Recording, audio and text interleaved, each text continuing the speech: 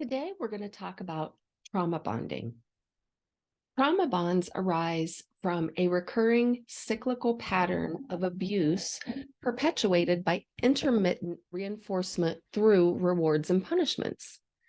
Trauma bonding is a type of physiological emotional attachment toward the person, leader, or group that's causing the trauma.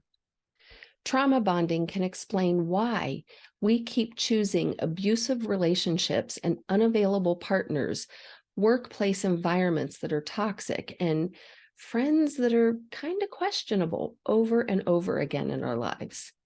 So, if you've noticed that you yourself are stuck in a pattern of attracting the wrong people and the wrong situations that just don't work for you into your life, this video is for you. I'm Jennifer Whitaker. Welcome back to my channel. And if you're new, welcome. It's great to have you here for the first time. Please like, share, subscribe, and on YouTube, be sure to hit that bell because my videos are all about trauma. They all interrelate, and it's my goal to get free information out into the world that can help you move forward in your life. So let's go back to trauma bonding. For so many of us, our brains and nervous systems were wired for trauma bonding from a very early age. Our brains make associations based on our experiences in life and based on what we witness in life. So, for example, in my household growing up, I experienced and witnessed love and adult relationships as coming or going hand in hand with abuse and neglect. It was part of the package in my family. My parents would go through dramatic patterns of getting along that would progress into bickering and nitpicking, and you could just feel things escalating, and then it would turn into this silent treatment, and during this silent treatment there was this emotional escalation that would build up, and again you could feel it. And it finally would erupt into this big knockdown, drag out confrontation that may or may not have involved us kids. So if we weren't part of it, we were certainly witnessing it. And we saw this cycle over and over and over again, wash, rinse, and repeat. And that cycle was normalized for me. It was the water I swam in. And it was so normalized that as a child, I just thought that's what all adult relationships were like. I had no concept of secure attachment, and I couldn't fathom talking through a confrontation in a healthy way that actually takes the other person's perspective into consideration in an understanding, kind, and compassionate way, because that's just not how we operated in my household.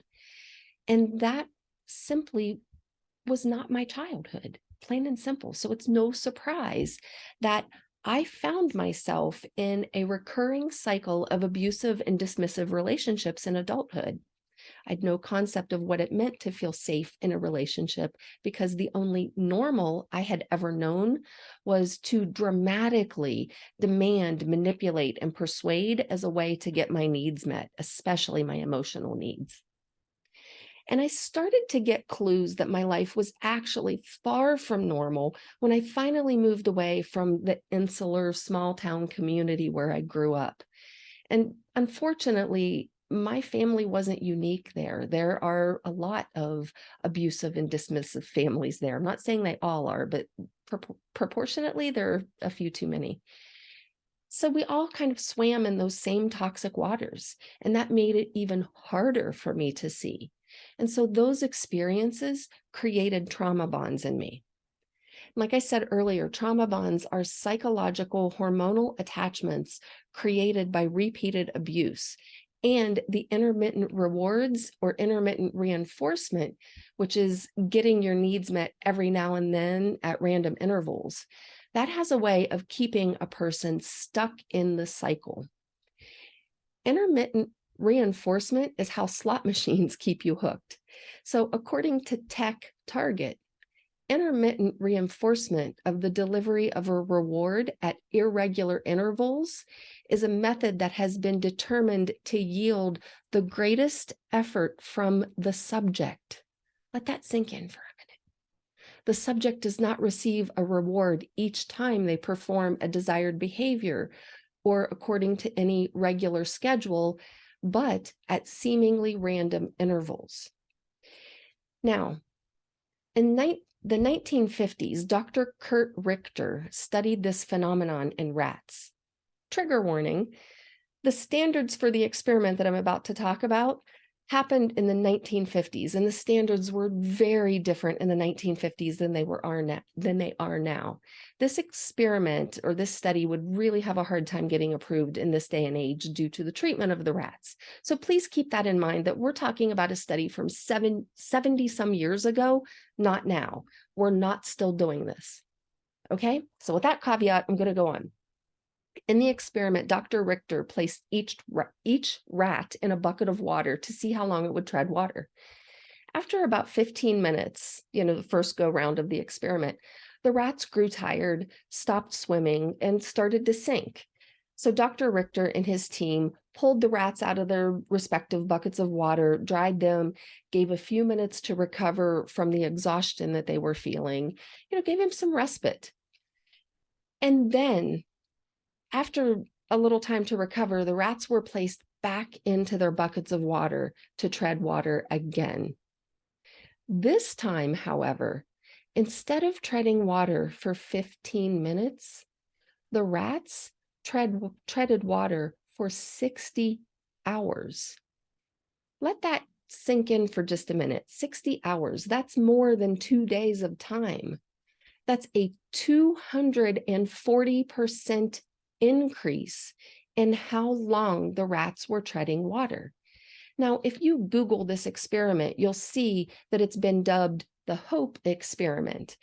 And that's actually a misconstruence and kind of a distorted way to interpret this study. There's no possible way the scientists could know how the rats experience hope, what they were thinking, or what they were believing. And so a lot of the interpretations are going to talk about the rats had hope and what the rats believed. I'm sorry, that's BS. A more accurate title for this experiment would be Intermittent Reward, a quick way to create trauma bonds. And really, the trauma bonds come through our nervous system and through our physiology. So the saving of the rats impacted their nervous system. And make no mistake about it, there is an algorithmic component to our nervous systems. And if you're on social media, you know how the algorithms work. You accidentally click on an article on a topic you don't want to see, and then all of a sudden you're bombarded with that topic because that's what the algorithms think you want. So it doesn't matter if it was an accidental click or not, that's what you're going to get. Our nervous systems have a similar component. So oftentimes our nervous system algorithm is stronger than our willpower. So this is why we say that we're going to change our habits and I'm going to commit to this. And before we know it, we're repeating the same behaviors over and over and over again that we actually don't want to keep repeating. We aren't failures. We aren't weak-minded. We aren't worthless or less than. We simply haven't learned how our nervous systems work and the role that the nervous system plays in keeping us stuck in these cycles. Now, I've been talking about rats. So what might trauma bonding look like for us humans? People who are trauma bonded to their abusers might exhibit the following signs and symptoms. They might continually be making excuses or justifications to others for the behaviors and the actions and the words of the abuser that they're involved with. So think of all of these signs and symptoms of ways that we tread water, making excuses, justifications, even denying that there's any abuse happening or lying to friends and family about the abuse. Another way is thinking that they deserve the abuse. It's all my fault. That is such a hallmark thought of the victim. It's all my fault. And it's also something that's reinforced by the abuser because they'll tell us it's all our fault. Feeling unable to leave the relationship because relationships like this create learned helplessness and a dependency and an obedience and a loyalty from the victim. So it makes it really difficult to leave this type of relationship. Another sign of trauma bonding is being isolated from friends and family or being cut off, or whenever you are on the phone with friends and family, your abuser's nearby kind of listening in. Another sign could be being controlled with tactics that such as gaslighting, hoovering, or manipulation. The abuser might get your friends and family on their side, and this is how they create flying monkeys for themselves. Or the abuser might make promises. I promise I will never do that again. I'll be a different person. This was situational. It's never going to happen again. But then they never follow through with these promises. So the victim continues to trust the abuser and continues to remain loyal.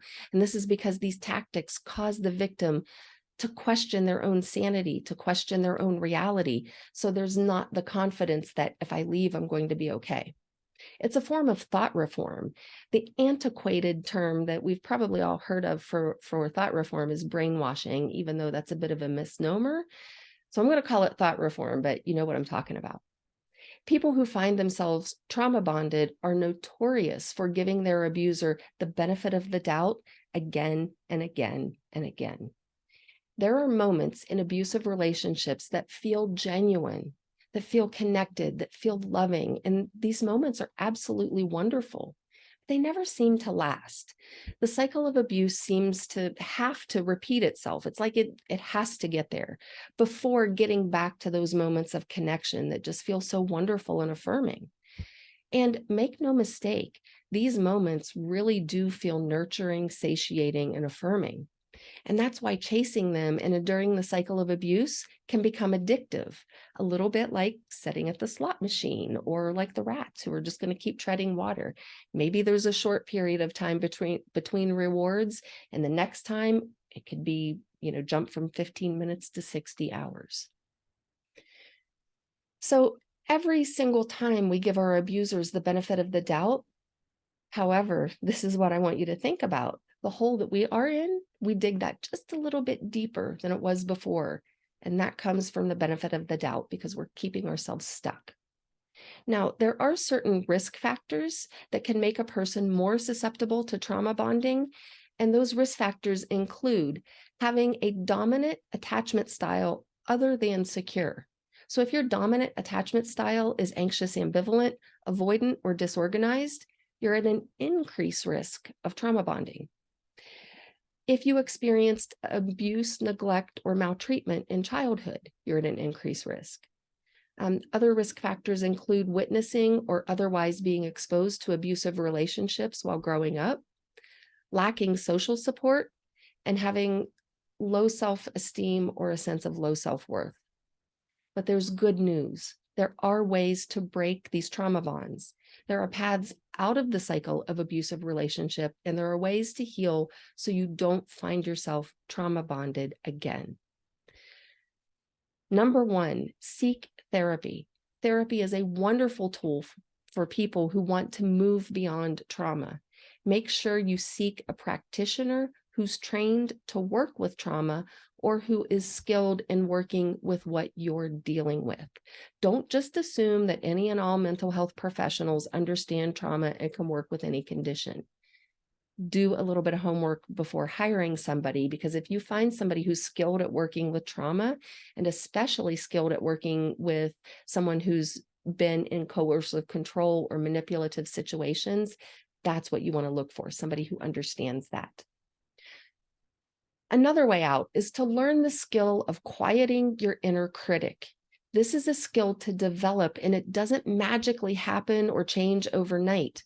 However, getting a handle on your inner talk and this critical self-talk is imperative. Trauma-bonded individuals will reiterate to themselves inside their heads the same messages they've heard over and over again from their abusers. You're worthless, you're awful, you're just a piece of shit. Whatever that message is, it'll play on repeat. Trauma therapy can help you learn to interrupt this pattern and insert new messages instead of having someone else's messages. It's almost like playing on repeat and shuffle, and you have no control over what's playing on the Spotify in your head. So find a way to get those radio controls, regain control of the radio that's in your head, and start to play the messages you want to hear. A third way that can be really powerful to help you get out of this is finding peer groups or support groups. This can help break the cycle because it can let you know that you're not alone, and it can put you in the presence of other people who have been where you are. They can show you paths out of the abyss that you find yourself in. And finally, the fourth way is have a safety plan. If you're planning to leave an abusive situation, whether it's leaving a toxic work environment, an abusive partner, or an authoritarian parent, have a plan to keep yourself safe. Do a little bit of research. And this is important because an abuser is more likely to become unstable and erratic, and who knows what they're going to do or how they're going to react when they feel that they're losing control of the relationship, the situation, or losing control over you, especially if you have been a source of narcissistic supply for them. Have a safe place to go that includes support. For some, this might be a relative or a friend, but be wary, do not choose one of the abuser's flying monkeys. For others, this might be a shelter. And for even others, it might include suddenly relocating to an undisclosed location and going no contact kind of cold turkey. So safety will be different for each person. Do your homework, please. If you have any questions, comment below or reach out to me. I'm happy to send you information or some resources where you can find information if I possibly can. So I hope this has given you some information about trauma bonding. If you found it valuable, please like, share, subscribe, and don't forget to hit that bell. All right, everyone, I'll see you next time. Happy self-discovery.